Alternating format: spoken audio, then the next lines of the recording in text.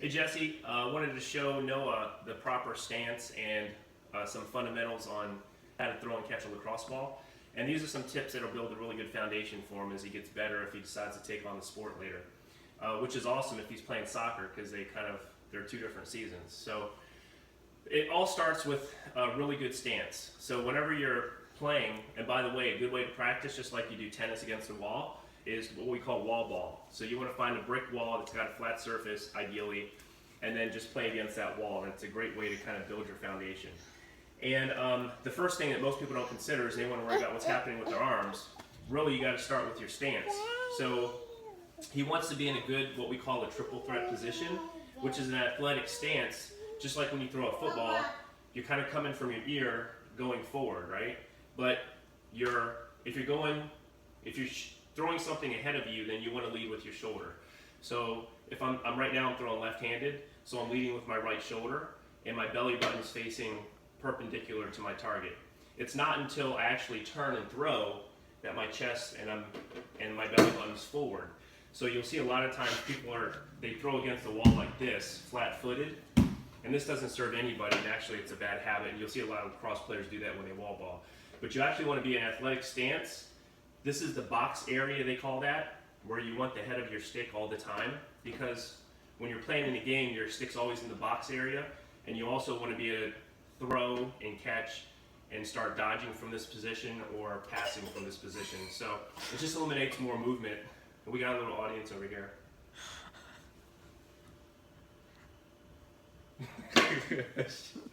She's learning too. So you always want to have the stick in the box. Rule number one, okay? Number two, athletic stance. So you're not on the balls of your feet, but the weight is on the balls of your feet. So you almost want to kind of, in your stance, be in a position where if I was going to say, let's sprint race, how would you line up on the line, right?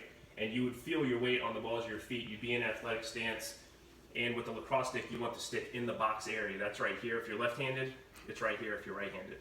And by the way, in lacrosse, everything you do left, you do right. Just like basketball, if you dribble right, you got to dribble left too. So get in the habit early of practicing with both hands so you can play both right and left-handed and be that much more of a threat in high school.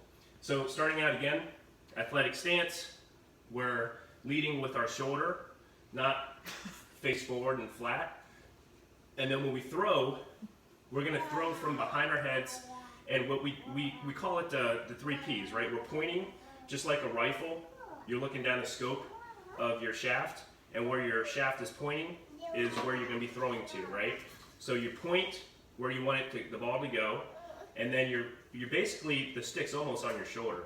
And then what you're going to do is push and pull. So your hands, by the way, should be about, if you're starting out, you want to choke up. So I always tell kids that are starting out to bring their hands and cut the stick up into thirds. So you have one hand on the top, second, third section, and then the bottom hand's on the top, 1/3 section.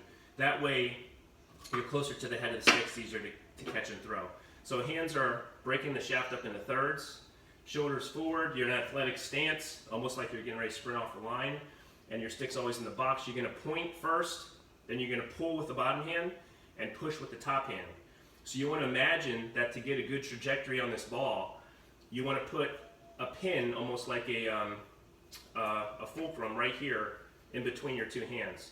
So if there was a pin right in the middle of the shaft, and this was the pivot point right here, that's how you want this to throw. So you want even pressure pulling and even pressure pushing. So it's going to look like this, so you can send it up with a nice trajectory.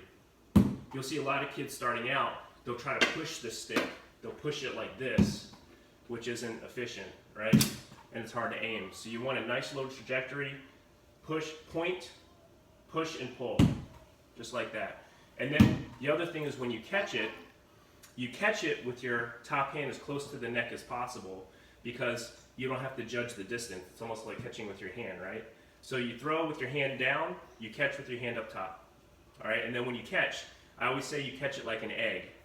So the stick's in front of you when you're about to catch in the box area. It's like a wide receiver giving the quarterback a target. This is the numbers basically for a quarterback. So you put the numbers out there, sticks up in the box, it's in front of you, and you keep it in front of you because you want to catch it back here. All right, so you'll cushion the catch like an egg, like you're catching an egg, right? So I'm throwing it, it's back there, I'm cushioning that catch. Catch it like an egg and you come back with it, ideally, right? And then you're right back at a place where you can throw it again. So anyway, some fundamentals. Athletic stance, choke up on the stick a little bit, but you don't want to throw it from up here, you want to catch from up here. Just keep it down here, and then make sure that you're throwing and catching it like an egg. And just remember, when you're throwing it, point, push, and then pull. And then catch it like an egg. Cushion. Hope it gets good, man.